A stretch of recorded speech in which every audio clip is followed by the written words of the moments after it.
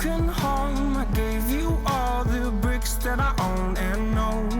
I'm letting go. I'm breaking these walls down, breaking these walls down. If you want adventure, then fly to home.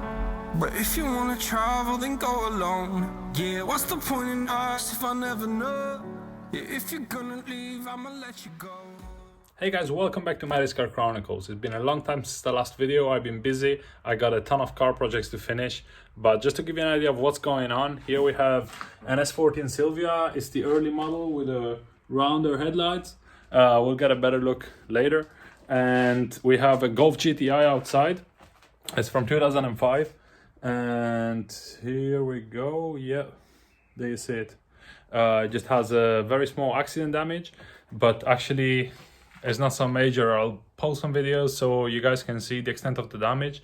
And my task today is to try to get the door to lift up. So actually the driver door has a door drop, which is not uncommon with the Golf 5, and that means that the door doesn't align with the rest of the body. As you can see here, the door doesn't align properly. There's a big gap up here. Yeah, so what I'm gonna do is loosen the bolts at the hinge and try to lift the door up, see if we can get it to align. Yeah, with these body lines here. What we're gonna do today is remove this kick panel. There's a spline screw behind it, or bolt, and which attaches to this hinge here. So actually that will loosen this up, allowing us to raise it. And here we're gonna undo this bolt, which on the outside at least is a 13 millimeter. Yeah, let's get into it. So first of all, we need to remove this handle. So you achieve that by lifting it, and then there's a little piece of plastic that you can just pry out with the screwdriver, with the flathead. Here we go. Yeah, so is this here, which then allows you to just remove the handle. Yeah, let's just have a closer look. Now here we go. Actually, yeah, this slots in just like this, and it locks the mechanism in place here. Yeah.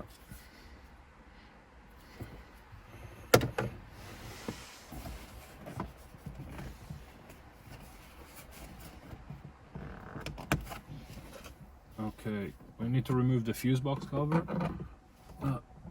Just like this, just pops right off. And this little side panel also pops right off.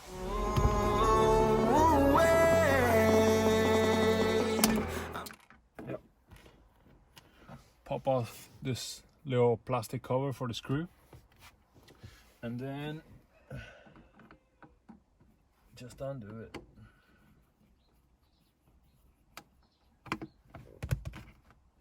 Just a plastic screw, very easy to remove. That will allow the little plastic clip to open up and the kick panel to just be pulled off.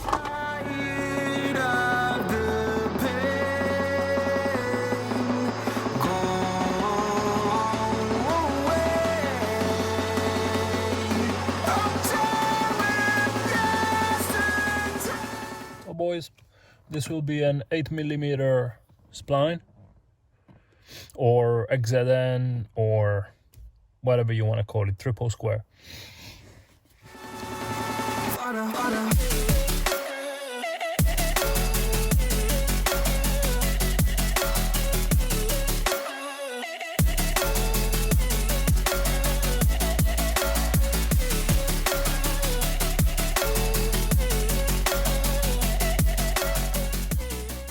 Okay, so it turns out on this specific model there's two of them. There's one over here and one at the back, so I'm just gonna go ahead and undo that as well. I fell where my demons dwell, my own little nightmare, I call it hell. Oh well, it's time to get back up, climbing and climbing. I'm done with this ride, is what I tell myself, so I could feel something else. Yeah, I guess I had my bad days, but doesn't mean I lost my darling. Where were you when my heart was on the ground?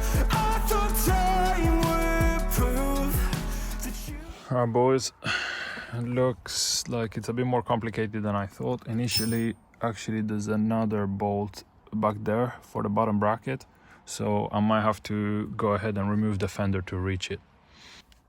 Actually, good news, I just found out that I can actually adjust this bracket here, even without the back one down there undone. So let's see if I can get it to move.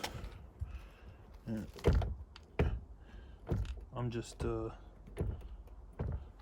lifting and lowering the door. You can see that bracket there is moving, so I'm gonna try to lift it and do one of them up and see how it's fitting. Hey guys, so after a long time of fighting with trying to remove the little bolt at the back, I managed to come up with a way. So you can't reach it between the door and the fender, so, and there's a little bit of space here, so I just got a small M6 spline and wedge it, which coincidentally fits into a 10. So just fit it into a 10 with a piece of paper to have some rigidity to it so it doesn't move so much. Yeah, and now I can actually maneuver it like that without it falling out, and get it behind and pull towards me to undo that bolt.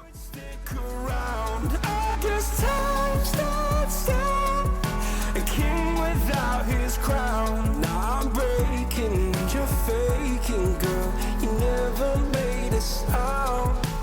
Oh, wait, I'm tired of the pain. Go. Hey guys, welcome back. So I finished adjusting the door, and as you can see, the door panel lines a lot better with the body. All the gaps are looking good on that side, and on this side they're all even and they have good spacing. Yeah, I mean, it's not as high as I would have liked to. I would have liked to add like maybe another millimeter up here in adjustment, but yeah, we'll see what we can do. Yeah, looking pretty good. The door is fully operational now. It doesn't slam on the frame anymore. So yeah, job done.